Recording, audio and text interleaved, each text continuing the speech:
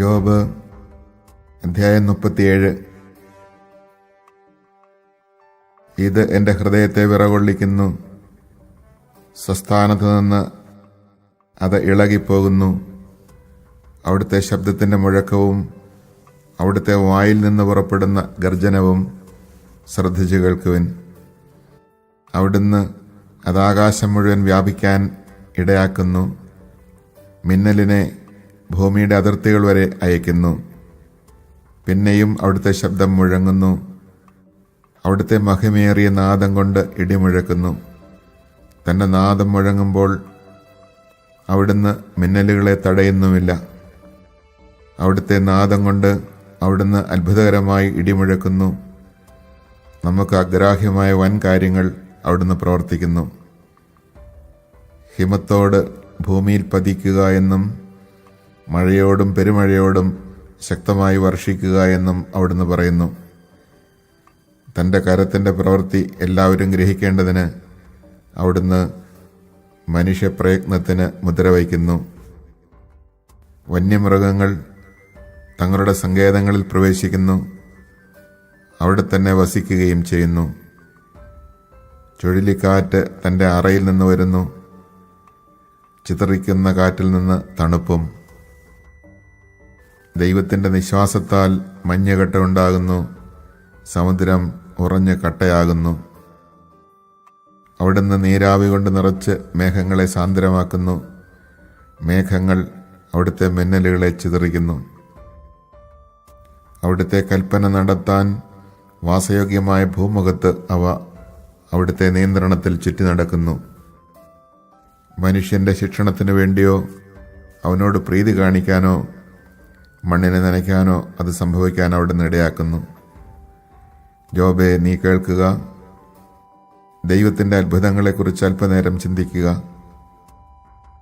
ദൈവം തൻ്റെ കൽപ്പനകളെ മേഘങ്ങളുടെ മേൽ വച്ച് അതിൻ്റെ മിന്നലുകളെ പ്രകാശിപ്പിക്കുന്നുവെന്ന് നിനക്ക് അറിയാമോ? ജ്ഞാനസമ്പൂർണനായ ദൈവത്തിൻ്റെ അത്ഭുത പ്രവൃത്തികൾ മൂലം മേഘങ്ങൾ എങ്ങനെ മുകളിൽ തങ്ങി നിൽക്കുന്നുവെന്ന് നിനക്കറിയാമോ? തെക്കൻ കാറ്റുകൊണ്ട് ഭൂമി മരവിച്ചിരിക്കുമ്പോൾ നിന്റെ വസ്ത്രങ്ങൾ ചൂടുപിടിക്കുന്നതെങ്ങനെ? ലോഹദർപ്പണം പോലെ ഉറപ്പുള്ള ആകാശത്തെ വിരിച്ചു നിർത്താൻ അവിടുത്തെ പോലെ നിനക്ക് സാധിക്കുമോ? അവിടുത്തോട് എന്തു പറയണമെന്ന് ഞങ്ങൾക്ക് ഉപദേശിച്ചു തരിക. അന്ധകാരം നിമിത്തം എങ്ങനെ ഞങ്ങളുടെ ആവലാതി ബോധിപ്പിക്കണമെന്ന് ഞങ്ങൾ അറിയുന്നില്ല. എനിക്ക് സംസാരിക്കണമെന്ന് അവിടുത്തോട് പറയണമോ? നാശത്തിനിരയായി തീരണമെന്ന് ആരെങ്കിലും ഇച്ഛിക്കുമോ? കാറ്റടിച്ച് മേഘങ്ങൾ നീങ്ങുമ്പോൾ ആകാശത്ത് മിന്നിപ്രകാശിക്കുന്ന വെളിച്ചത്തെ നോക്കാൻ മനുഷ്യന് സാധിക്കുകയില്ല. ഉത്തരദിക്കിൽ നിന്ന് സുവർണശോഭ വരുന്നു. ദൈവം ഭീതികരമായ മഹിമ ധരിച്ചിരിക്കുന്നു. സർവശക്തൻ നമുക്ക് അദൃശ്യനാണ്. ശക്തിയിലും നീതിയിലും അവിടുന്ന് ഉന്നതനാണ്. അവിടുന്ന് ഉദാരമായ നീതി നിർവഹണത്തിന് ഭംഗം വരുത്തുന്നില്ല. ആകയാൽ മനുഷ്യൻ അവിടുത്തെ ഭയപ്പെടുന്നു. ജ്ഞാനികളെന്ന് ഭാവിക്കുന്നവരെ അവിടുന്ന് ഗണിക്കുന്നില്ല.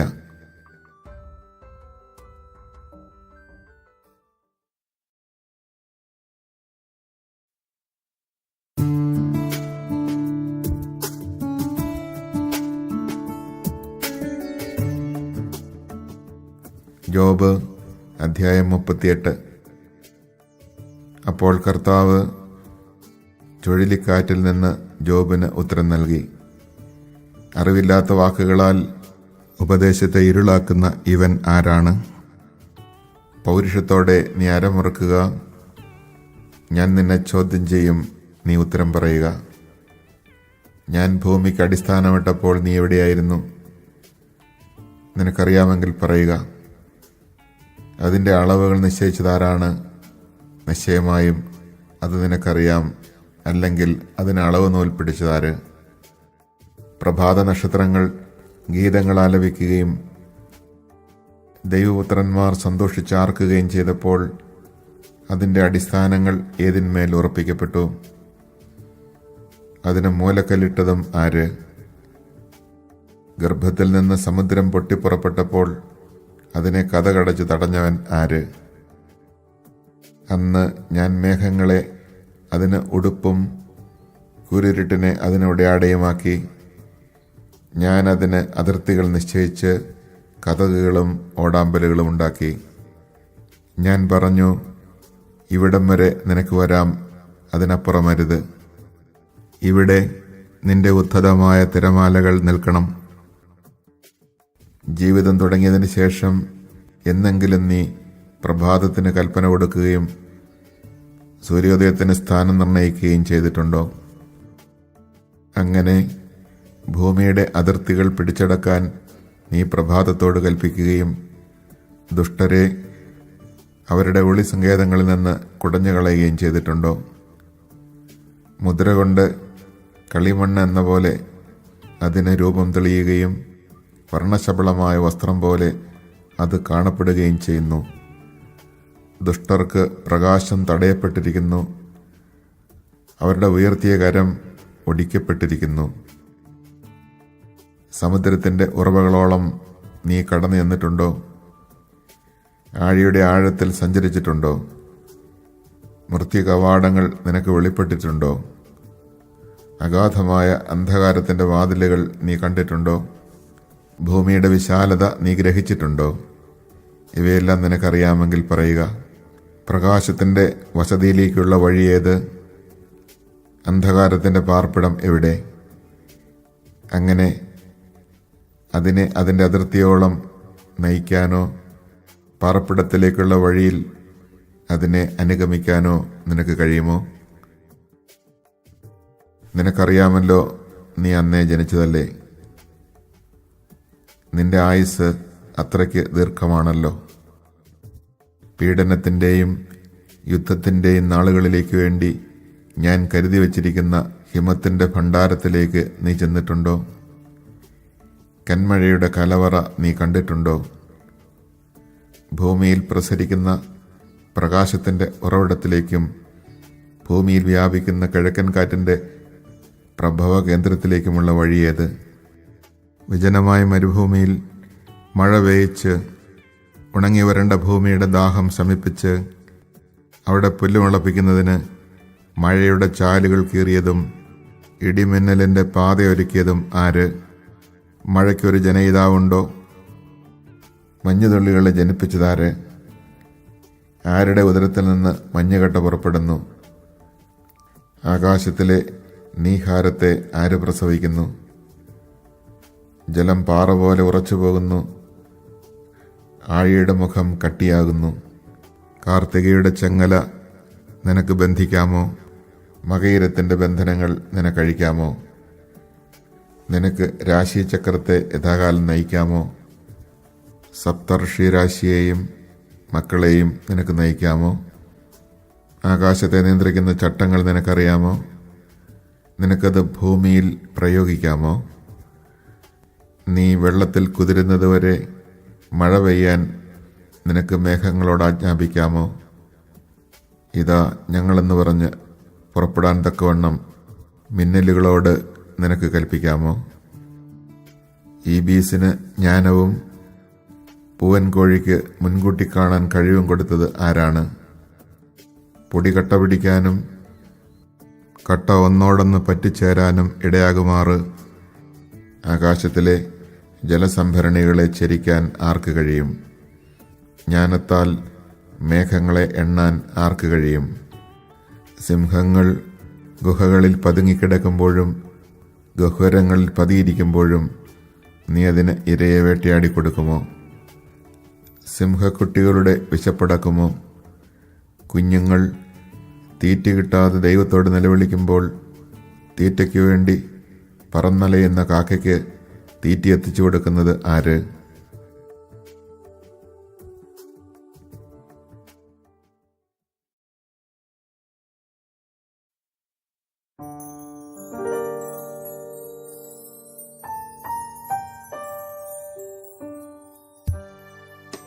ജോബ് അധ്യായം 39. കാട്ടാടുകളുടെ പ്രസവകാലം നിനക്കറിയാമോ? മാൻപേടകളുടെ ഈറ്റുനാവ് നീ കണ്ടിട്ടുണ്ടോ? അവയുടെ ഗർഭകാലം നിനക്ക് കണക്ക് കൂട്ടാമോ? അവ പ്രസവിക്കുന്ന സമയം നിനക്കറിയാമോ? എപ്പോൾ അവ കുനിഞ്ഞ് കുഞ്ഞുങ്ങളെ പ്രസവിക്കുകയും അവയുടെ നോവ് നിലയ്ക്കുകയും ചെയ്യുന്നു. അവയുടെ കുഞ്ഞുങ്ങൾ ബലപ്പെട്ട് വിജനസ്ഥലത്ത് വളരുന്നു. അവ പിരിഞ്ഞു പോകുന്നു, മടങ്ങി വരുന്നില്ല. കാട്ടുകഴുതയെ അഴിച്ചുവിട്ടതാര്? അതിന് സ്വാതന്ത്ര്യം നൽകിയത് ആര്? ഞാനതിന് പുൽപ്പുറങ്ങൾ പാർപ്പിടവും ഉപ്പുഭൂമി വീടുമായി നൽകി. അത് പട്ടണത്തിലെ ആരവത്തെ നിന്ദിക്കുന്നു, മേയ്ക്കുന്നവന്റെ ഒച്ച കൂട്ടാക്കുന്നില്ല. മലനിരകളെ അത് മേച്ചിൽപ്പുറമാക്കുന്നു. പച്ചയായത് ഏതും അത് തേടുന്നു. കാട്ടുപോത്ത് നിന്നെ സേവിക്കുമോ? നിന്റെ തൊഴുത്തിൽ അത് രാത്രി കഴിച്ചുകൂട്ടുമോ? നിന്റെ ഉഴവുചാലിലേക്ക് അതിനെ കയറിട്ട് കൊണ്ടുപോകാമോ? അത് നിന്റെ പിന്നാലെ കട്ട നിരത്തുമോ?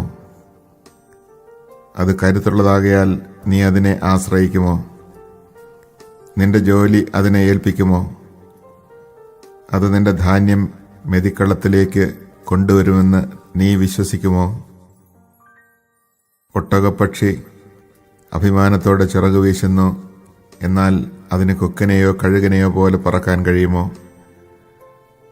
അവ മുട്ട മണ്ണിൽ ഉപേക്ഷിച്ചു പോകുന്നു, മണ്ണതിനെ ചൂട് നൽകി വിരിക്കുന്നു. ചവിട്ടുകൊണ്ട് അത് ഉടഞ്ഞു പോയേക്കുമെന്നോ വന്യമൃഗം അവയെ ചവിട്ടിത്തേക്കുമെന്നോ അത് ഓർക്കുന്നില്ല. അത് കുഞ്ഞുങ്ങളോട് ക്രൂരമായി പെരുമാറുന്നു. അത് കണ്ടാൽ അവ അതിൻ്റെതല്ലെന്ന് തോന്നും. ഈറ്റുനോവ് പാഴായി പോയാലും അതിനൊന്നുമില്ല. എന്തെന്നാൽ ദൈവം അതിന് ജ്ഞാനം നൽകിയില്ല, വിവേകത്തിൽ പങ്കും കൊടുത്തില്ല. ഉണർവോടെ പായുമ്പോൾ അത് കുതിരയെയും കുതിരക്കാരനെയും പിന്തള്ളുന്നു. കുതിരയ്ക്ക് കരുത്തു കൊടുക്കുന്നത് നീയാണോ? അതിൻ്റെ കഴുത്തിൽ ശക്തി ധരിപ്പിച്ചത് നീയാണോ? അതിനെ വെട്ടുക്കിളിയെപ്പോലെ ചാടിക്കുന്നത് നീയോ? അതിൻ്റെ ശക്തിയേറിയ ചീറ്റൽ ഭയജനകമാണ്. അവൻ സമതലത്തിൽ മാന്തി ഊറ്റം കാണിച്ചുല്ലസിക്കുന്നു. ആയുധങ്ങൾക്കെതിരെ പാഞ്ഞു ചെല്ലുന്നു. അവൻ ഭയത്തെ പുച്ഛിക്കുന്നു, സംഭീതനാകുന്നില്ല. അവൻ വാളിൽ നിന്ന് പിന്തിരിഞ്ഞോടുന്നില്ല. അവൻ്റെ മേൽ ആവനാഴിയും മിന്നുന്ന കുന്തവും ശൂലവും കിലുകിലുങ്ങുന്നു. അവൻ ഉഗ്രതയും കോപവും പൂണ്ട് ദൂരം പിന്നിടുന്നു. കാഹളനാദം കേട്ടാൽ നിശ്ചലനായി നിൽക്കാൻ അവന് കഴിയുകയില്ല. കാഹളം കേൾക്കുമ്പോൾ അവൻ ഹേഷാരവം മുഴക്കുന്നു. അവൻ അകലെ നിന്ന് തന്നെ യുദ്ധം മണത്തറിയുന്നു.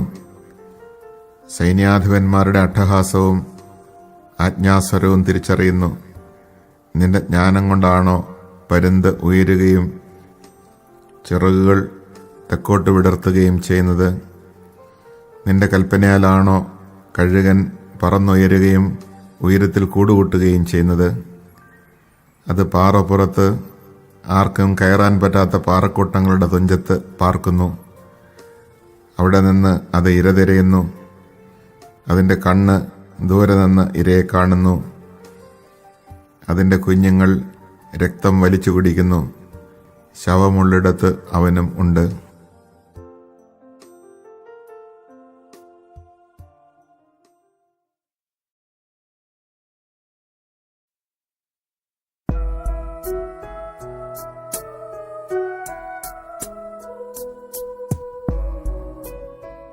യോബ് അധ്യായം 40. കർത്താവ് തുടർന്നു, ആക്ഷേപം പറയുന്നവൻ സർവശക്തനോട് ഇനിയും വാദത്തിന് മുതിരുമോ? ദൈവത്തോട് തർക്കിക്കുന്നവൻ ഉത്തരം പറയട്ടെ. ജോബ് കർത്താവിനോട് പറഞ്ഞു, ഞാൻ നിസ്സാരനാണ്, ഞാൻ എന്തുത്തരം പറയാനാണ്? ഞാൻ വായ് പൊത്തുന്നു. ഒരിക്കൽ ഞാൻ സംസാരിച്ചു, ഇനി ഞാൻ ഉത്തരം പറയുകയില്ല. 2 തവണ ഞാൻ മറുപടി പറഞ്ഞു, ഇനി ഞാൻ മിണ്ടുകയില്ല. അപ്പോൾ ചുഴലിക്കാറ്റിൽ നിന്ന് കർത്താവ് ജോബിനോട് അരുളിച്ചെയ്തു, പുരുഷനെ പോലെ നീ അരമുറുക്കുക, ഞാൻ ചോദിക്കാം, ഉത്തരം പറയുക. നീ എൻ്റെ വിധി അനീതിപരമെന്ന് പറയുമോ?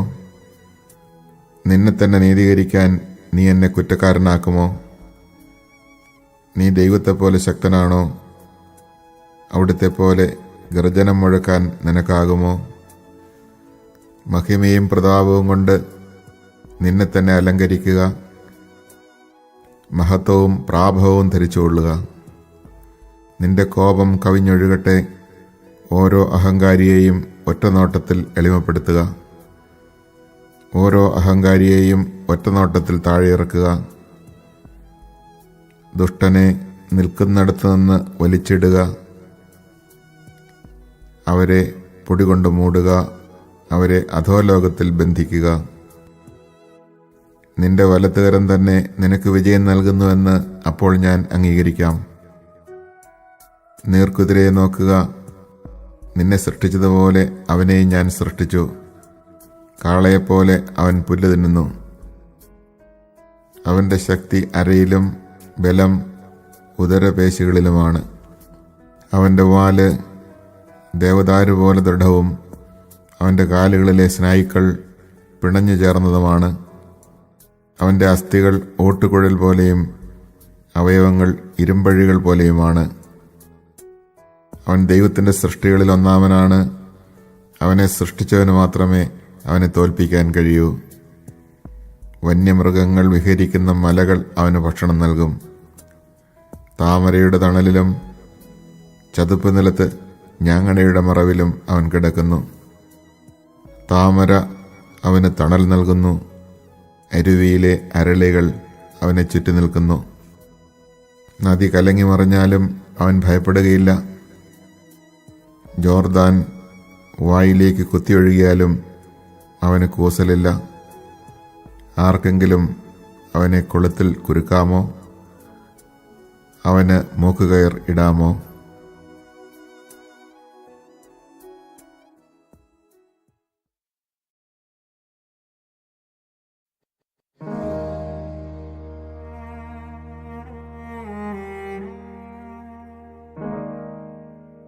ജോബ് അധ്യായം 41. നിനക്ക് മുതലയെ ചൂണ്ടയിട്ട് പിടിക്കാമോ? അവന്റെ നാക്ക് ചരടുകൊണ്ട് ബന്ധിക്കാമോ? അവന്റെ മൂക്കിൽ കയറിടാമോ? അവന്റെ താടിയിൽ ചൂണ്ട കോർക്കാൻ പറ്റുമോ? അവൻ നിന്നോട് ഏറെ യാചിക്കുമോ? അവൻ നിന്നോട് മൃദുലമായി സംസാരിക്കുമോ? എന്നും നിനക്ക് ദാസനായിരുന്നോളാമെന്ന് അവൻ നിന്നോട് ഉടമ്പടി ചെയ്യുമോ? ഒരു പക്ഷിയോടെന്ന പോലെ നീ അവനോട് കളിക്കുമോ? നിന്റെ ബാലികമാർക്കു വേണ്ടി അവന് തോൽവാറിടുമോ? വ്യാപാരികൾ അവന് വേണ്ടി വിലപേശുമോ? അവർ അവനെ കച്ചവടക്കാർക്ക് പകുത്തു വിൽക്കുമോ? നിനക്ക് അവന്റെ തൊലി ചാട്ടുളി കൊണ്ടും അവന്റെ തല മുപ്പല്ലി കൊണ്ടും നിറയ്ക്കാമോ? അവനെ ഒരിക്കൽ തൊട്ടാൽ വീണ്ടും തൊടണമെന്ന് നീ ആഗ്രഹിക്കുകയില്ല. ആ യുദ്ധം നിനക്ക് മറക്കാനാവില്ല. അവനെ കാണുന്നവന്റെ ധൈര്യം അറ്റുപോകുന്നു. കാണുന്ന മാത്രയിൽ അവൻ നിലംപതിക്കുന്നു. അവനെ ഉണർത്താൻ തക്ക ശൂരനില്ല. പിന്നെ എന്നോട് എതിർത്ത് നിൽക്കാൻ ആരുണ്ടാകും? ഞാൻ മടക്കിക്കൊടുക്കേണ്ടതിന് ആരെങ്കിലും എനിക്ക് മുൻകൂട്ടി തന്നിട്ടുണ്ടോ? ആകാശത്തിന് കീഴുള്ളതൊക്കെയും എൻ്റേതാണ്. അവൻ്റെ അവയവങ്ങളെയും അവൻ്റെ മഹാശക്തിയെയും ഭംഗിയുള്ള രൂപത്തെയും സംബന്ധിച്ച് ഞാൻ മൗനം അവലംബിക്കുകയില്ല. അവൻ്റെ പുറംചട്ട ഉരിയാൻ ആർക്ക് സാധിക്കും? അവൻ്റെ ഇരട്ടക്കവചം തുളയ്ക്കാൻ ആർക്ക് കഴിയും? അവൻ്റെ മുഖകവാടം ആര് തുറക്കും? അവൻ്റെ പല്ലിനു ചുറ്റും ഭീകരതയാണ്. അവൻ്റെ പുറം പരിചനിര കൊണ്ട് പൊതിഞ്ഞിരിക്കുന്നു. അത് മുറുക്കി അടച്ച് മുദ്ര വച്ചിരിക്കുന്നു. വായു കടക്കാത്ത വിധം അവ ഒന്നോടൊന്ന് ചേർന്നിരിക്കുന്നു. വേർപെടുത്താൻ പാടില്ലാത്ത വിധം അവ ഒന്നോടൊന്ന് ചേർന്നിരിക്കുന്നു. അവ യോജിച്ചിരിക്കുന്നു. അവൻ തുമ്മുമ്പോൾ പ്രകാശം ചിതറുന്നു.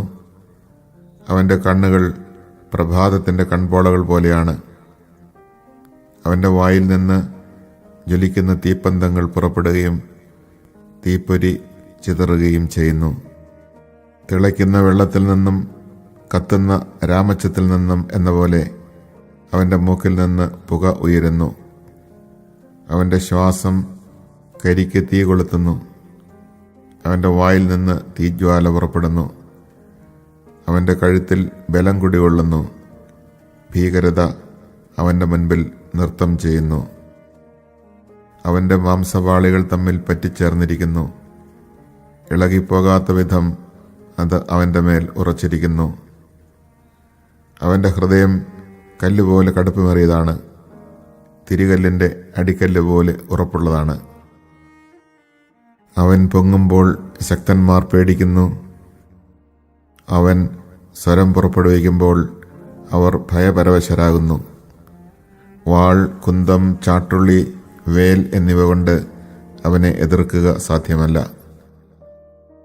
ഇരുമ്പിനെ വൈക്കോൽ പോലെയും പിച്ചളയെ ചെതുക്കിച്ച തടി പോലെയും അവൻ കണക്കാക്കുന്നു. അസ്ത്രം കണ്ട് അവൻ ഓടുകയില്ല. കവിണക്കല്ല് അവന് വൈക്കോൽ പോലെയാണ്. ഗദയും അവന് വൈക്കോൽ പോലെ തന്നെ. വേലിൻ്റെ കിലുക്കത്തെ അവൻ പരിഹസിക്കുന്നു. അവൻ്റെ അധോഭാഗം മൂർച്ചയുള്ള ഓട്ടുകഷ്ണം പോലെയാണ്. അവൻ ചെളിയിൽ മെതിത്തടി പോലെ കിടക്കുന്നു. അവൻ സമുദ്രത്തെ ഒരു കലത്തിലെന്ന പോലെ തിളപ്പിക്കുന്നു. കടലിനെ ഒരു കുടം തൈലം പോലെ ആക്കി തീർക്കുന്നു. അവൻ പിന്നിൽ തിളങ്ങുന്ന ഒരു ചാൽ അവശേഷിപ്പിക്കുന്നു. ആഴിക്ക് നരബാധിച്ചതുപോലെ ഒരുവന് തോന്നും. ഭൂമുഖത്തെങ്ങും അവനെപ്പോലെ നിർഭയനായ ജീവിയില്ല. ഉന്നതമായവയെല്ലാം അവൻ ദർശിക്കുന്നു. ഉദ്ധത ജന്തുക്കൾക്ക് അവൻ രാജാവായിരിക്കുന്നു.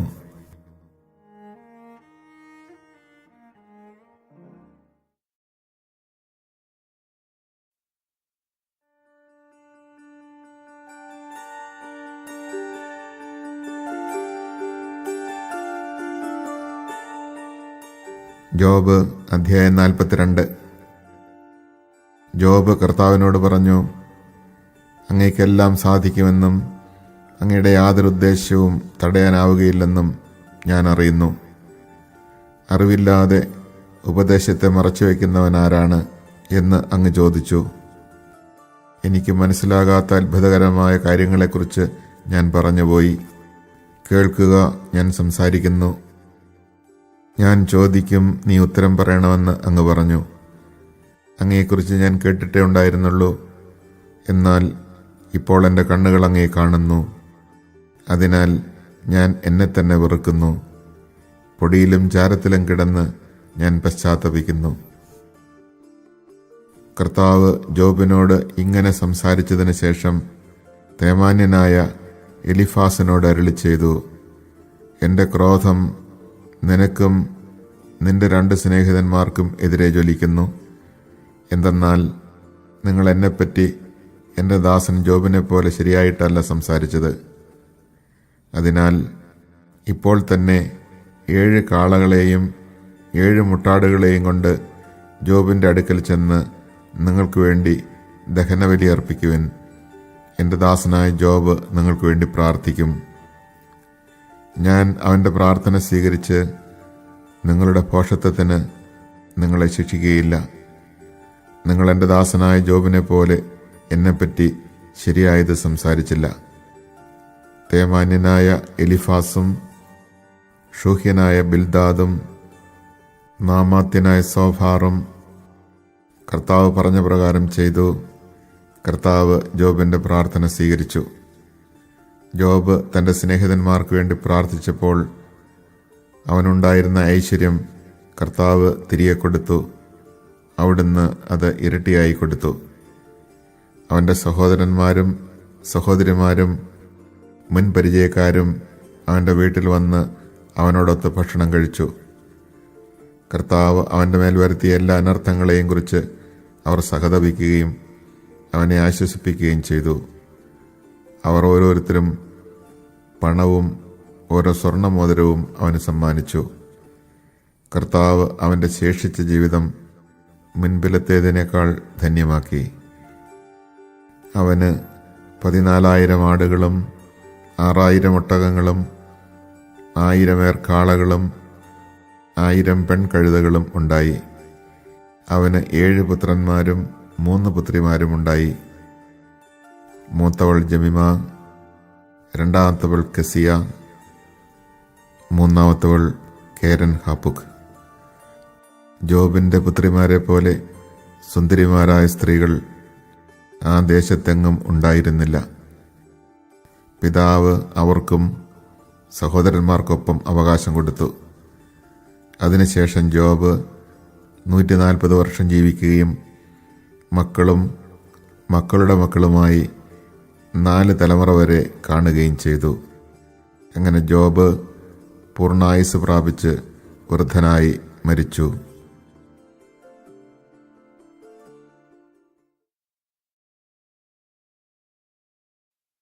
Chapter 37.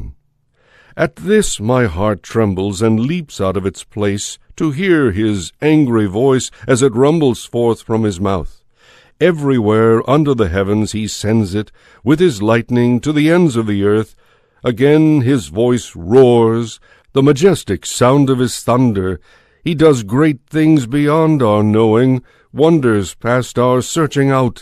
For he says to the snow, fall to the earth, likewise to his heavy drenching rain. He shuts up all mankind indoors. The wild beasts take to cover and remain quietly in their dens. Out of its chamber comes forth the tempest, from the north winds the cold. With his breath God brings the frost, and the broad waters become congealed. With hail also the clouds are laden, as they scatter their flashes of light. He it is who changes their rounds according to his plans in their task upon the surface of the earth, whether for punishment or mercy, as he commands. Hearken to this, O Job. Stand and consider the wondrous works of God. Do you know how God lays his commands upon them and makes the light shine forth from his clouds? Do you know how the clouds are banked, the wondrous work of him who is perfect in knowledge? You, whom the streams of water fail when a calm from the south comes over the land, do you spread out with him the firmament of the skies, hard as a brazen mirror? Teach us then what we shall say to him. We cannot, for the darkness, make our plea. Will he be told about it when I speak, or when a man says he is being destroyed? Nay, rather it is as the light which men see, not while it is obscured among the clouds, till the wind comes by and sweeps the clouds away. From the north the splendor comes, surrounding God's awesome majesty. The Almighty, we cannot discover him. Preeminent in power and judgment, his great justice owes no one an accounting. Therefore men revere him, though none can see him, however wise their hearts. Chapter 38. Then the Lord addressed Job out of the storm and said, Who is this that obscures divine plans with words of ignorance? Gird up your loins now like a man. I will question you, and you tell me the answers. Where were you when I founded the earth? Tell me, if you have understanding. Who determined its size, do you know? Who stretched out the measuring line for it? Into what were its pedestals sunk, and who laid the cornerstone? While the morning stars sang in chorus, and all the sons of God shouted for joy. And who shut within doors the sea, when it burst forth from the womb? When I made the clouds its garment, and thick darkness its swaddling bands, when I set limits for it, and fastened the bar of its door, and said, Thus far shall you come, but no farther, and here shall your proud waves be stilled. Have you ever in your lifetime commanded the morning, and shown the dawn its place? For taking hold of the ends of the earth, till the wicked are shaken from its surface, The earth is changed as is clay by the seal, and dyed as though it were a garment. But from the wicked the light is withheld, and the arm of pride is shattered. Have you entered into the sources of the sea, or walked about in the depths of the abyss? Have the gates of death been shown to you, or have you seen the gates of darkness? Have you comprehended the breadth of the earth? Tell me, if you know all. Which is the way to the dwelling place of light, and where is the abode of darkness, that you may take them to their boundaries and set them on their homeward paths? You know, because you were born before them, and the number of your years is great. Have you entered the storehouse of the snow, and seen the treasury of the hail, which I have reserved for times of stress, for the days of war and of battle? Which way to the parting of the winds, whence the east wind spreads over the earth? Who has laid out a channel for the downpour, and for the thunderstorm a path to bring rain to no man's land, the unpeopled wilderness, to enrich the waste and desolate ground, till the desert blooms with verdure? Has the rain a father, or who has begotten the drops of dew? Out of whose womb comes the ice, and who gives the hoarfrost its birth in the skies? When the waters lie covered as though with stone that holds captive the surface of the deep? Have you fitted a curb to the Pleiades, or loosened the bonds of Orion? Can you bring forth the Mazzaroth in their season, or guide the bear with its train? Do you know the ordinances of the heavens? Can you put into effect their plan on the earth? Can you raise your voice among the clouds, or veil yourself in the waters of the storm? Can you send forth the lightnings on their way, or will they say to you, Here we are? Who counts the clouds in his wisdom? Or who tilts the water jars of heaven, so that the dust of earth is fused into a mass, and its clods made solid? Do you hunt the prey for the lioness, or appease the hunger of her cubs, while they crouch in their dens, or lie in wait in the thicket? Who puts wisdom in the heart, and gives the cock its understanding? Who provides nourishment for the ravens, when their young ones cry out to God, and they rove abroad without food? Chapter 39. Do you know about the birth of the mountain goats? Watch for the birth pangs of the hinds, number the months that they must fulfill, and fix the time of their bringing forth. They crouch down and bear their young, they deliver their progeny in the desert. When their offspring thrive and grow, they leave and do not return. Who has given the wild ass his freedom, and who has loosed him from bonds? I have made the wilderness his home, and the salt flats his dwelling. He scoffs at the uproar of the city, and hears no shouts of a driver. He ranges the mountains for pasture, and seeks out every patch of green. Will the wild ox consent to serve you, and to pass the nights by your manger? Will a rope bind him in the furrow, and will he harrow the valleys after you? Will you trust him for his great strength, and leave to him the fruits of your toil? Can you rely on him to thresh out your grain, and gather in the yield of your threshing floor?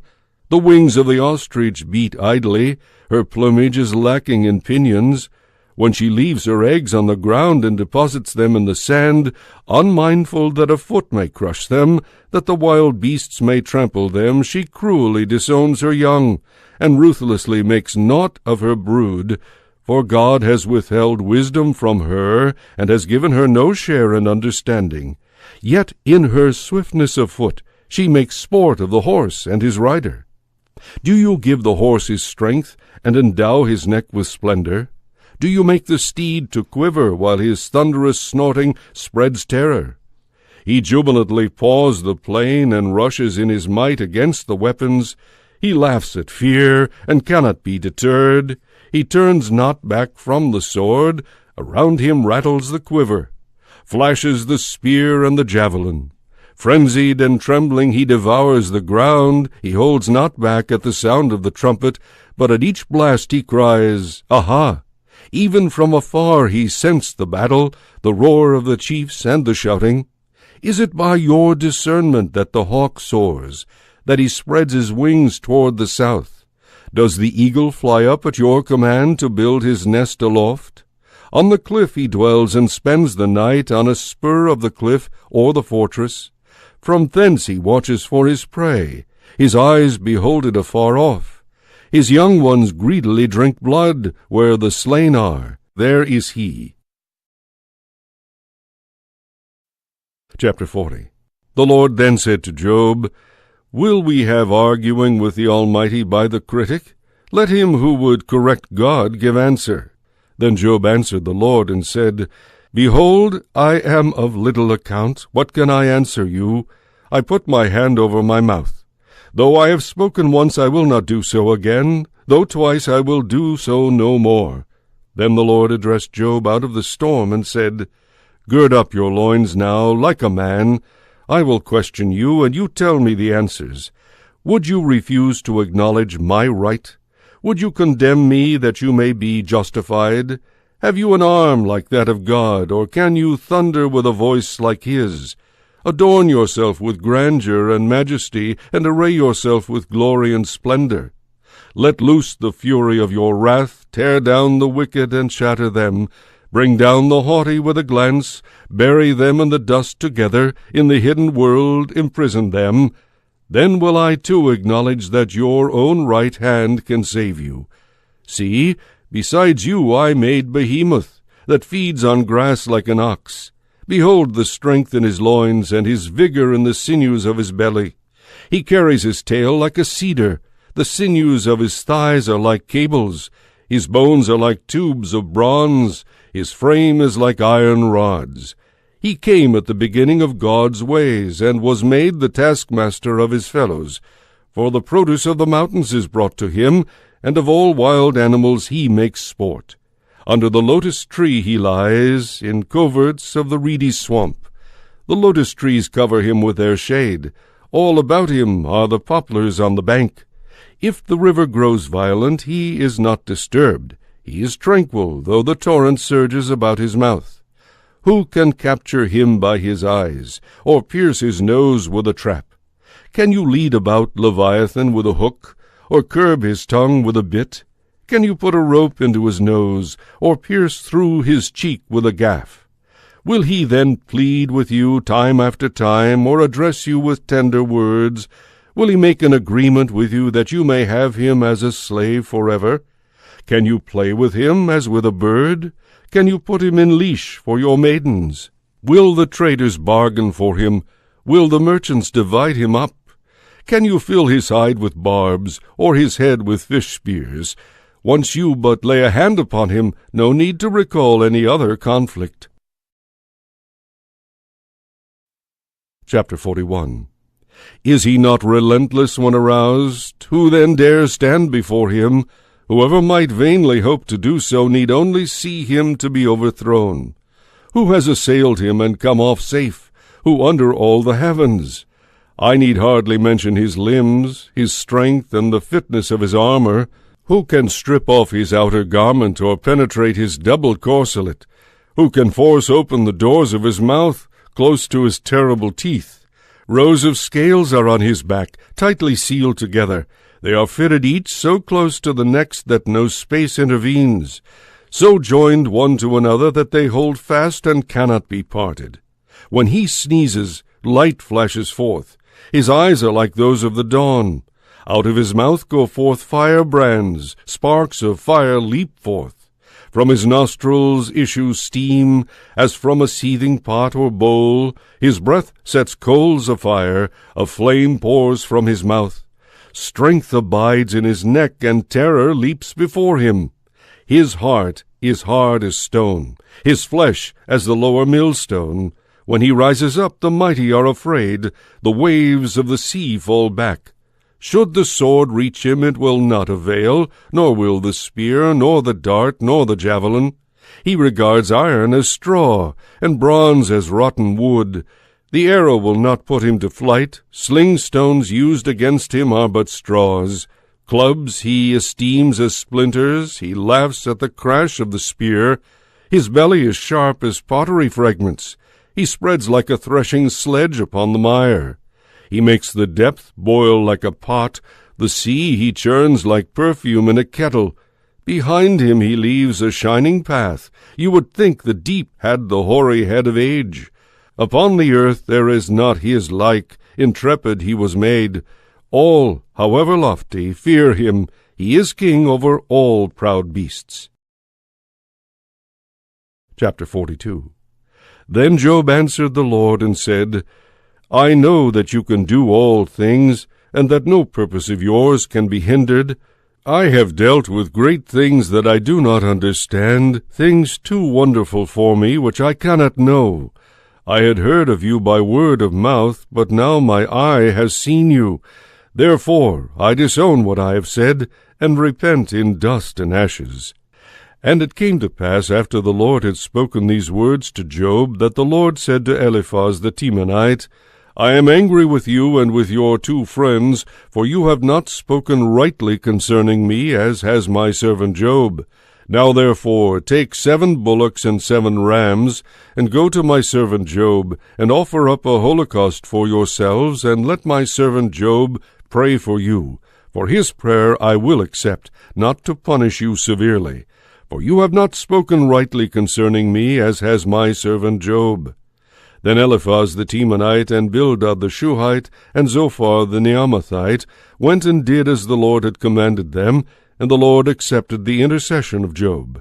Also the Lord restored the prosperity of Job, after he had prayed for his friends. The Lord even gave to Job twice as much as he had before.